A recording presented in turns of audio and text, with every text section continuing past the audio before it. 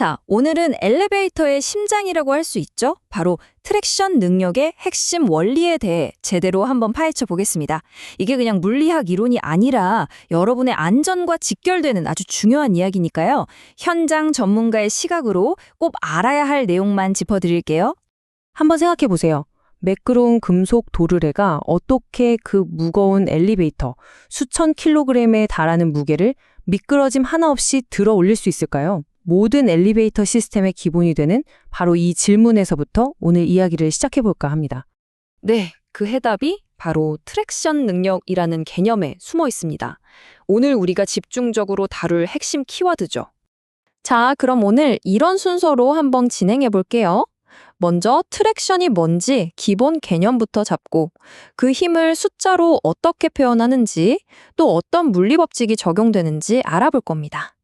그리고 가장 중요한 실제 설계에선 이걸 어떻게 활용해서 안전을 확보하는지 마지막으로 실무자분들을 위한 핵심 요약까지 쭉 훑어보겠습니다. 네, 첫 번째 순서입니다. 핵심 개념 트랙션. 도대체 이 힘이 어떻게 작용하는 건지 그 근본부터 한번 이해해보죠. 간단히 말해서 트랙션은 잡아주는 힘이에요. 그냥 힘이 아니라 모터가 시브를 돌릴 때 로프를 꽉 붙잡고 당겨서 엘리베이터를 움직이게 하는 정말 필수적인 마찰력을 말하는 겁니다. 로프가 얼마나 튼튼하냐도 물론 중요하지만 진짜 핵심은 이 로프랑 시브가 얼마나 착 달라붙어 있느냐, 바로 이 그립력에 달려있다는 거죠. 자, 그럼 이 힘을 어떻게 숫자로 표현할 수 있을까요? 힘의 정량화, 바로 트랙션 비에 대해 알아보겠습니다. 무거운 쪽과 가벼운 쪽 사이의 아슬아슬한 균형에 대한 이야기죠. 엘리베이터에 가해지는 부하를 정확히 측정하기 위해 우리가 사용하는 게 바로 이 트랙션 비입니다. T1을 T2로 나눈 아주 간단한 공식처럼 보이지만 실제 운행 상황을 가장 잘 보여주는 강력한 지표라고 할 수 있습니다.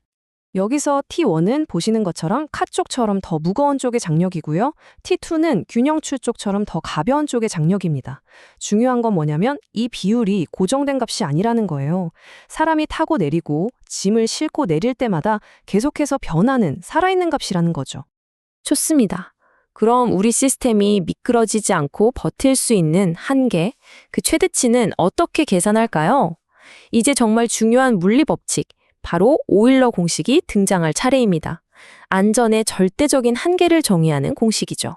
바로 이겁니다. 오일러의 트랙션 공식. 복잡해 보일 수 있지만 사실 이 짧은 부등식 하나가 트랙션 엘리베이터 안전 원리의 전부를 담고 있다고 해도 과언이 아니에요. 자, 이 공식을 한번 뜯어볼까요? 아주 간단합니다. 왼쪽에 있는 T1분의 T2는 뭐죠? 네, 앞에서 봤던 트랙션비, 즉 실제 엘리베이터에 걸리는 부하, 요구 조건입니다. 그리고 오른쪽 2의 뮤 알파승, 이게 바로 우리 시스템이 버틸 수 있는 최대 능력치, 즉 시스템의 한계를 나타내는 거죠. 여기서 뮤는 마찰 계수, 알파는 로프가 시부를 감싸는 각도를 의미합니다. 결국 이겁니다.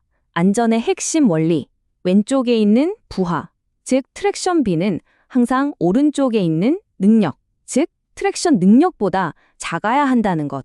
너무나 당연하죠. 시스템이 제공할 수 있는 최대 그립력이 실제 필요한 힘보다 무조건 더 커야 미끄러지지 않는다는 겁니다. 그렇다면 설계자나 우리 기술자들은 이 능력을 어떻게 더 키울 수 있을까요?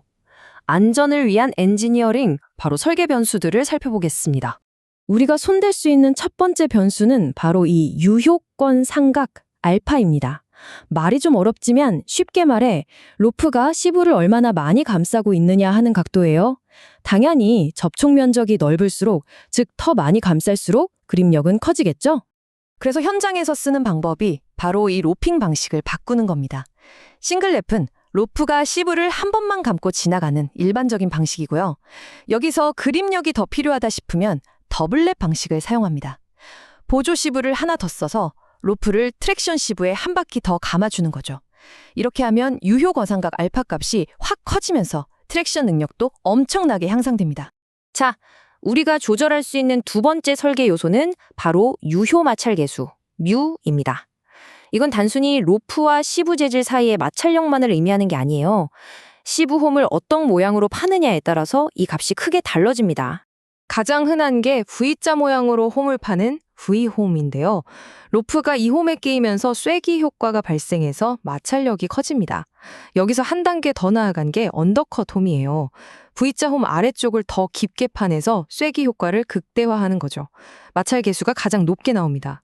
물론 이렇게 마찰력을 높이면 로프 마모가 더 빨리 진행된다는 단점도 있어서 이건 설계할 때 반드시 균형을 맞춰야 하는 부분입니다. 자, 지금까지 좀 복잡한 이야기들을 했는데요. 그럼 이 모든 것들이 실제 현장에서 일하는 우리에게 어떤 의미가 있는지 핵심만 딱 정리해 보겠습니다. 실무자 여러분, 이 세 가지만은 꼭 기억해 주세요.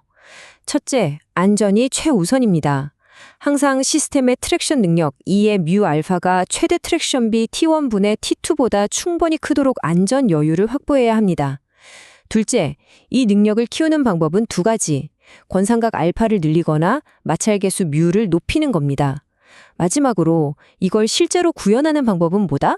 네, 더블 랩 같은 루핑 방식을 쓰거나 언더컷 같은 시브 홈 모양을 선택하는 겁니다. 마지막으로 이런 질문을 던져봅니다. 앞으로 기술은 계속 발전해서 지금보다 훨씬 더 강하고 가벼운 로프가 나오고 모터 제어 기술도 정교해지겠죠? 그렇다면 오늘 우리가 살펴본 이 오일러의 고전적인 공식으로 정의된 트랙션의 근본적인 한계는 과연 어떻게 진화하게 될까요? 미래의 엘리베이터는 어떤 모습일지 한번 상상해 보는 것도 흥미로울 것 같습니다.